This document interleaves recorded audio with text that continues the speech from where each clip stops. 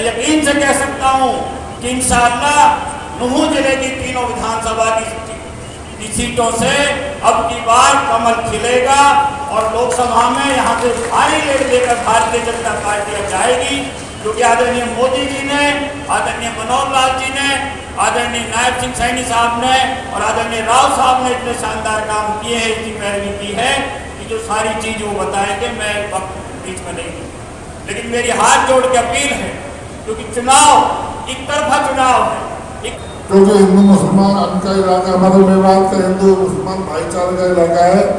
हमारा इतना जबरदस्त भाईचारा इस इलाके में हम हर एक दूसरे त्योहार को बड़ी खुशी के साथ हम मिल करके मनाते हैं। तो राव साहब, आपने जो इनका साथ दिया है मेवात के साथियों का, मेवात के लोगों का, ये आपको आपका ऋण डबल करके लौटाएंगे, ऐसी मेरी आपसे विनती है। और बुजुर्गों, दोस्तों, जिस तरीके से कांग्रेस पार्टी ने मेवात के लोगों को, मुसलमानों को बीजेपी पार्टी का भय दिखा करके और हमारा गलत इस्तेमाल किया, लेकिन जिस तरीके से भारतीय जनता पार्टी की सरकार ने और चंद महीने पहले जिस तरीके से हमारे पूर्व मुख्यमंत्री मनोहर लाल खट्टर जी ने मेवात के शहीदों को जो सम्मान दिया, वो अपना आप में एक मिसाल है।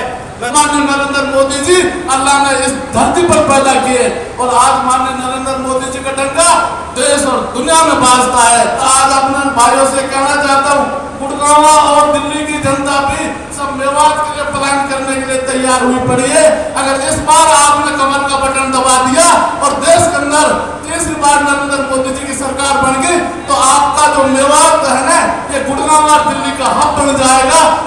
भारतीय जनता पार्टी का प्रत्याशी है जिसकी करनी और कथनी में कोई अंतर नहीं है। साथियों, पहले भी आपने इनको भरता है, जो कहते हैं वो करते हैं। और हमारा मेवात, राव साहब, मुख्यमंत्री जी, आपको विश्वास दिलाता हूं कि यहाँ शादियों में नौताबाड़ी चलता है। जब हम 100 रुपए देते हैं नौता में, तो मेवात के लोग उसको डबल करके लौटाते हैं। तो राव साहब, आपने जो इनका साथ दिया है मेवात के साथियों का, मेवात के लोगों का, ये आपको आपका ऋण डबल करके लौटाएंगे, ऐसी मेरी आपसे विनती है। और मेरी आप लोगों से ये विनती है कि चुनाव का वक्त है और पिछली जो योजनाएं, क्योंकि पिछली सरकारों में, पिछली साथियों जो भी, क्योंकि टाइम कम है, मेरी आप लोगों से विनती है कि पिछली सरकारें, पिछली पार्टियों ने जब बहकाने का काम किया था पिछले चुनाव में, अब किसी के बहकाव में नहीं आना है। और आने वाली 25 तारीख को कमल के बटन को दबाकर राव इंद्रजीत को, भारतीय जनता पार्टी को और यशस्वी प्रधानमंत्री को मजबूत करना है। आप लोग इतनी भारी तादाद में आए, आप लोगों का बहुत बहुत धन्यवाद। जय हिंद, जय भारत, नमस्कार, अस्सलाम वालेकुम। बहुत ही मान सम्मान की हो हमारे यशस्वी मुख्यमंत्री नायब सिंह सैनी जी, उनके साथ में आए हुए हमारे लोकसभा के उम्मीदवार और इस बार गगन चुंबी छक्का लगाने के लिए तैयार आपके हर दिल अजीज नेता राव इंद्रजीत सिंह जी, सम्मानित मंच, सबसे पहले मैं माननीय मुख्यमंत्री महोदय का तहे दिल से शुक्रिया अदा करूँगा कि वो हमारा हौसला बढ़ाने के लिए हमारे बीच में आए। उसके बाद मैं आप सभी लोगों का, क्योंकि आप बहुत लंबे समय से यहाँ पे बैठे हैं, मैं आपका भी तहे दिल से शुक्रिया अदा करता हूँ। मैं तो एक ही बात आप लोगों से कहना चाहता हूँ, बुजुर्गों, दोस्तों, जिस तरीके से कांग्रेस पार्टी ने मेवात के लोगों को, मुसलमानों को बीजेपी पार्टी का भय दिखा करके और हमारा गलत इस्तेमाल किया, लेकिन जिस तरीके से भारतीय जनता पार्टी की सरकार ने और चंद महीने पहले जिस तरीके से हमारे पूर्व मुख्यमंत्री मनोहर लाल खट्टर जी ने मेवात के शहीदों को जो सम्मान दिया, वो अपना आप में एक मिसाल है। मैं तो ज़्यादा लंबा वक्त नहीं लूँगा क्योंकि समय की पाबंदी है। मैं एक बार फिर आप सभी का तहे दिल से शुक्रिया अदा करता हूँ और सबसे ये अपील करता हूँ कि कमल का बटन दबा करके राव साहब को इतने भारी मतों से काम बढ़ाना है कि दिल्ली तक इनकी आवाज़ आए और हमारे यशस्वी जो प्रधानमंत्री हैं उनको फिर तीसरी बार देश का प्रधानमंत्री बनाना है। इन्हीं शब्दों के साथ जय हिंद, जय भारत। बहुत बहुत धन्यवाद। केंद्रीय मंत्री दक्षिणी हरियाणा की आवाज श्री राव इंद्रजीत सिंह जी, हमारे जिला के अध्यक्ष भाई नरेंद्र पटेल जी, मेरे बड़े भाई पूर्व में विधायक रहे भाई जाकिर हुसैन जी, पूर्व में का और रविंद्र जी का यहाँ पर हार्दिक स्वागत करता हूँ, धन्यवाद करता हूँ।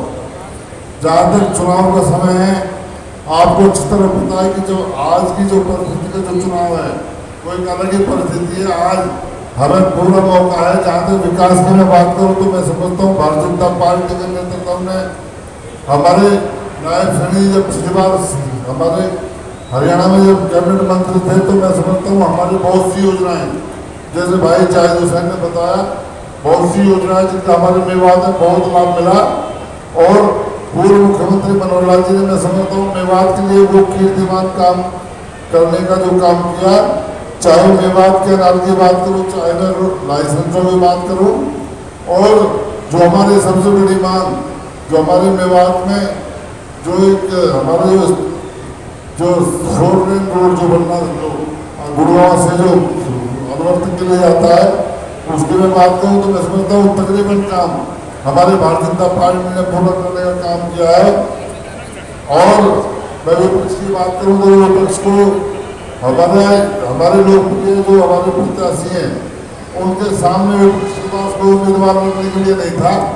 तो मैं समझता हूँ जिस प्रकार की परिस्थितियाँ जो कांग्रेस का या दूसरी पार्टी के उम्मीदवार उनका हमारे क्षेत्र से हमारे इलाके से या भाईचारे से कोई लेना देना नहीं है, इसलिए हमारा कर्तव्य बन जाता है आपकी बात, क्योंकि हिंदू मुसलमान का इलाका हमारा मेवात का हिंदू मुसलमान भाईचारे का इलाका है।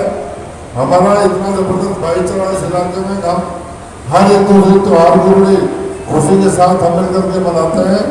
तो अब की बार क्योंकि सबसे बड़ी बात यहाँ कोई ऐसा प्रत्याशी नहीं जिसके लिए मेवात में सोचा भी जाए, तो हमारा कर्तव्य बनता है राव इंद्रजीत सिंह जी के काम और व्यवहार को देखते हुए अब की बार जो उदाहरण पहले हमेशा हमारे नेताओं का जो रहा है, अब की बार मेवात की तीनों विधानसभाओं से मैं समझता हूँ इतनी वोट भारतीय जनता पार्टी को और हमारे लोकसभा प्रत्याशी राव इंद्रजीत जी को दे दें कि हिंदुस्तान में मैं समझता हूँ एक इतिहास कायम करने का काम करें, वो मौका मिले कि सबसे ज़्यादा मतों से हमारे जो गुड़गांव के लोकसभा प्रत्याशी जीत कर जाए।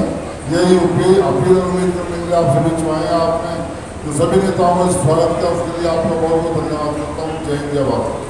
मुसलमान को कांग्रेस पार्टियों ने मारा है, जितना मुसलमानों को कांग्रेस पार्टी ने तरफाया है। आप लोगों को पता है जब बनवा में बाबरी मस्जिद नहीं थी ना, उस टाइम पे यहाँ कांग्रेस का मुख्यमंत्री था और कांग्रेस पार्टी ने जितने मुसलमानों को सताया दुनिया में किसी ने कभी किसी ने नहीं सताया।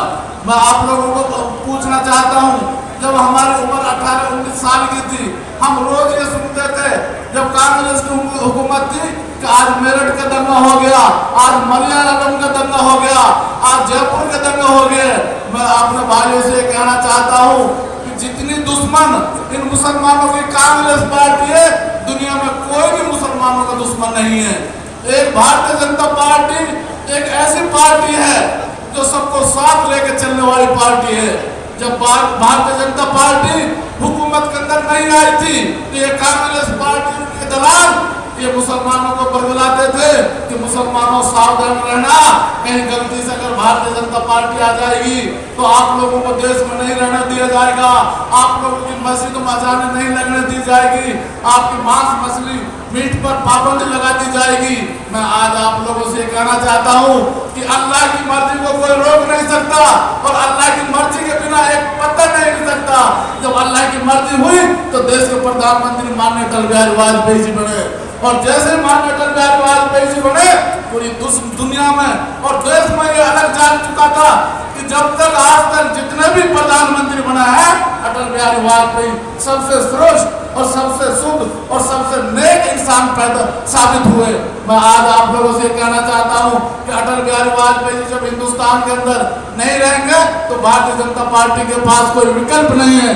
लेकिन ये भारतीय जनता पार्टी ऐसी पार्टी है जैसे हमारे नरेंद्र मोदी जी का नाम आया तो मैं कहना चाहता हूँ कि जो सपना हमारे माननीय अटल बिहारी वाजपेयी जी ने देखे थे उनको साकार करने के लिए उससे 10 गुने के बजाय 100 गुना साकार करने के लिए माननीय नरेंद्र मोदी जी अल्लाह ने इस धरती पर पैदा किए और आज माननीय नरेंद्र मोदी जी का डंका देश और दुनिया में बाजता है। आदरणीय नरेंद्र मोदी जी की मिसाल एक ऐसी मिसाल है जो एक गरीब घर से चल के आए हैं और आज देश के ही नहीं दुनिया के शहंशाह बन के बैठे हैं। मैं आज अपने भाइयों से कहना चाहता हूँ कि मुस्लिम भाइयों, आप लोग जागरूक रहना। अभी आप लोगों से मैं कहना चाहता हूँ कि अभी हमारे सुरेंद्र भाई बता रहे थे एक तरफ गुड़गांव है और एक तरफ मेवात है। मैं आज अपने भाइयों से कहना चाहता हूँ गुड़गांव और दिल्ली की जनता भी सब मेवात के लिए प्लान करने के लिए तैयार हुई पड़ी है। अगर इस बार आपने कमल का बटन दबा दिया और देश के अंदर तीसरी बार नरेंद्र मोदी जी की सरकार बन गई तो आपका जो मेवात है ना ये गुड़गांव और दिल्ली का हब बन जाएगा और आप भी मेवात आपकी जो सबसे पिछड़ा एरिया था ना अगर ये तो 18वें नंबर पे है, आज इंशाल्लाह ये मेवात नंबर 1 पे पहुंच जाएगा। मैं आज अपने भाइयों से कहना चाहता हूँ भारतीय जनता पार्टी का आप क्या मिसाल लोगे कि भारतीय जनता पार्टी को आप लोगों ने एक भी विधायक नहीं दिया, फिर भी माननीय हमारे पूर्व मुख्यमंत्री हमारे मनोहर लाल जी थे, हमारे आदरणीय देश के प्रधानमंत्री हमारे नरेंद्र मोदी जी थे, फिर भी मेवात के अंदर करनाल और गुड़गांव और कुरुक्षेत्र की तर्ज पर काम कराया था। इन्होंने कभी भेदभाव नहीं समझा। मैं आज अपने भाइयों से कहना चाहता हूँ कि मुस्लिम भाइयों, आप लोगों को जागरूक रहना है। मैं अपने भाइयों से पूछना चाहता हूँ, यहाँ बहुत आलिम लोग बैठे हैं कि कुरान और हदीस में लिखा है कि तुम बीजेपी को वोट मत देना और कांग्रेस की चौटाला की वोट देना। मैं अपने भाइयों से कहना चाहता हूँ वहां तो जिसका ईमान अच्छा होगा ना वही जन्नत में जाएंगे, नहीं तो सब जहन्नुम के तलबगार होंगे। मैं आज अपने भाइयों से कहना चाहता हूँ कि हमारे लोगों के भड़कनाते हैं, अगर ये तो भारत माँ की जय बुलवाते हैं। अरे मैं अपने भाइयों से कहना चाहता हूँ जब आप लोग एक सोनिया गांधी की जय बोल सकते हो, लालू प्रसाद की जय बोल सकते हो और आप नत्थु गहरे लीडरों की जय बोल सकते हो, मैं पूछना चाहता हूँ जिस धरती माँ के ऊपर उगा हुआ अन्न खाकर हम अपना जीवन व्यतीत करते हैं और जिस धरती माँ के ऊपर हम अपनी 5 वक्त की नमाज अदा करते हैं और दौड़ मरने के बाद हमें सब धरती माँ की कोख में सो जाते हैं, क्या ऐसी धरती माँ की जय बोलने में क्या संकोच है? और भारत माता की, और भारत माता की। मैं आज अपने भाइयों से कहना चाहता हूँ हमारे लाडले मुख्यमंत्री आदरणीय हमारे नायब सिंह सैनी जी बहुत जल्द आप लोगों के बीच में पहुंचने वाले हैं। ये भारतीय जनता पार्टी की देन है जो नायब सिंह सैनी जैसे शरीफ और एक बिल्कुल गरीब परिवार से उठे हुए हैं जिसको हमारे आदरणीय नरेंद्र मोदी जी ने मुख्यमंत्री बनाया है। मैं आज अपने भाइयों से कहना चाहता हूँ आप बगल के राज्य को देख लो, राजस्थान में हमारे भजन लाल शर्मा जी को एक सिंपल परिवार का आदमी को जिसने मुख्यमंत्री बनाया है। तो मैं अपने भाइयों से ज्यादा ना कह तो यही कहूँगा कि भाई अपने ऊपर वाले को पहचान के और आने वाली 25 तारीख को कमल का बटन का इतनी जोर से दबाएं जो हमारे गुड़गांव की सीट जो 400 पार है उनमें नंबर 1 पर आनी चाहिए।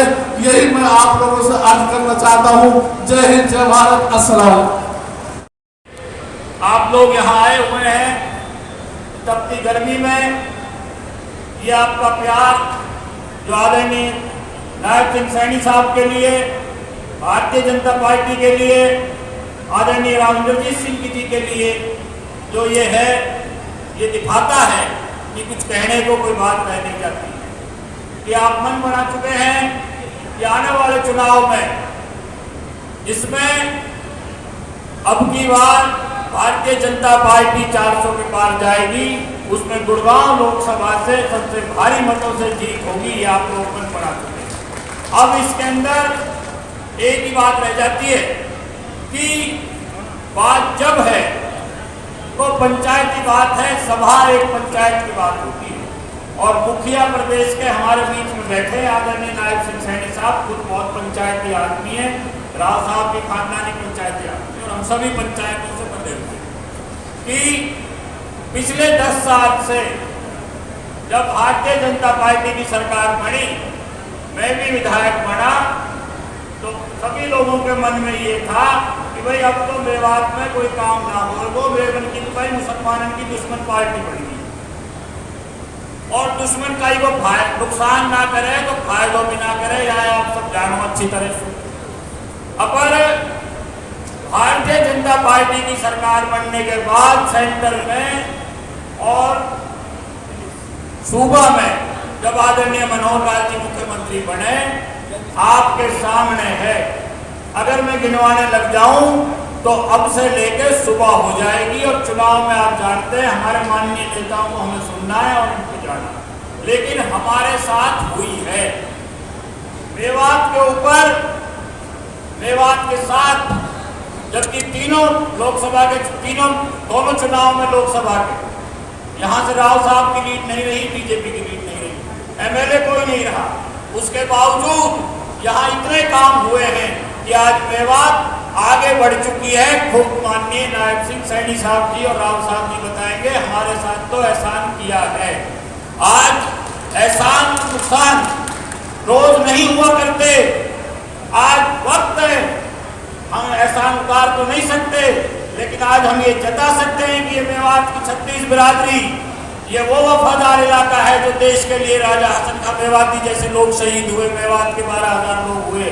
ये आज हमारे लिए इतना शानदार काम किया है भारतीय जनता पार्टी ने। मैं आप सबसे अपील करता हूं, और राव साहब के साथ ताउडू भी दौरा हुआ, मैं यकीन से कह सकता हूं कि इंशाअल्लाह नुहू जिले की तीनों विधानसभा की सीटों से अब की बार कमल खिलेगा और लोकसभा में यहाँ से भारी लीड लेकर भारतीय जनता पार्टी अब जाएगी, क्योंकि आदरणीय मोदी जी ने, आदरणीय मनोहर लाल जी ने, आदरणीय नायब सिंह सैनी साहब ने और आदरणीय राव साहब ने इतने शानदार काम किए हैं, इसकी पैरवी की है कि जो सारी चीज वो बताएंगे, मैं वक्त बीच में नहीं दूँ। लेकिन मेरी हाथ जोड़ के अपील है, क्योंकि चुनाव एक तरफा चुनाव है, एक तरफा चुनाव बहुत खराब होता है, बर्फ की तरह पिघलाने की जरूरत है, रात और दिन इस चुनाव को लड़ने की जरूरत है। हमारा फर्ज बन जाता है कि हम इतनी शानदार वोटों से जिताएं कि जिसकी गूंज पूरी दुनिया में हो कि भारतीय जनता पार्टी की हरियाणा की केंद्र की सरकार ने इतना शानदार काम किया है। तो मेरी सभी से आप सब इतनी तादाद में आए, आप सबका शुक्रिया अदा करता हूँ। मैं एक बात खास तौर पे कहना चाहता हूँ, क्योंकि कांग्रेस के लोग तरह तरह की बातों को सिवाय फरेब फैलाने के, आग पेट्रोल और झूठ बोलने के कोई काम नहीं करते। लेकिन मैं एक पहले भी हमने कहा और सबूत के साथ, हिंदुस्तान के कानून की ये कॉपी है। अंग्रेजों के जमाने से ड्राइविंग लाइसेंस बना करते थे और उसमें ये था कि कोई पढ़ाई की जरूरत नहीं होगी और 8वीं की भी कोई जरूरत नहीं है। 2007 में जब कांग्रेस की सरकार थी तो कांग्रेस की सरकार ने काला कानून बनाया कि 8वीं जरूरी है। हमारा मेवात का आदरणीय सैनी साहब को पता है कि उनकी कैबिनेट ने पैरवी की कि मेन हमारा धंधा रोजगार का ड्राइविंग का था। लगभग 35,000 ड्राइवरों के लाइसेंस रिन्यू नहीं हुए और नए बनने बंद हो गए। राव साहब, आपने खुद उसकी पैरवी की थी, आपको याद, और उसके लाखों परिवार के सदस्य भूखे मरने लग गए। हरियाणा सरकार ने, राव साहब ने, आपके इस बेटे ने, भाई ने ये बीड़ा उठाया, सबके दस्तखत कराए। आदरणीय मनोहर लाल जी ने बात करी नितिन गडकरी जी से, राव साहब ने की, कृष्ण पाल गुर्जर जी ने की, नायब सिंह सैनी जी ने की। और ये रिकॉर्ड की बात है कि जो काला कानून उन्होंने बनाया था वो 2019 अगस्त में भारतीय जनता पार्टी की सरकार ने खत्म कर दिया। ना बल्कि खत्म कर दिया, बल्कि ये लिखा है इसके अंदर कि हरियाणा सरकार ने मेवात के लिए ये मुद्दा उठाया।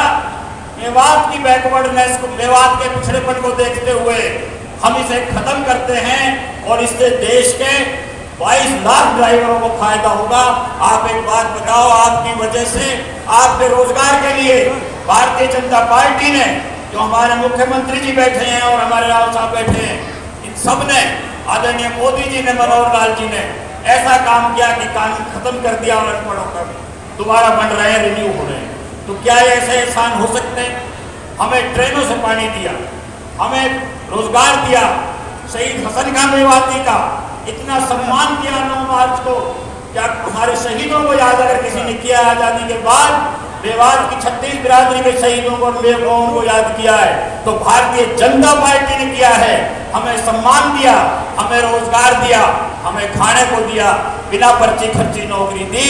तो मैं अपील करता हूं ये हमारा फर्ज बन जाता है इस चुनाव को हम अपना मान के लड़ें।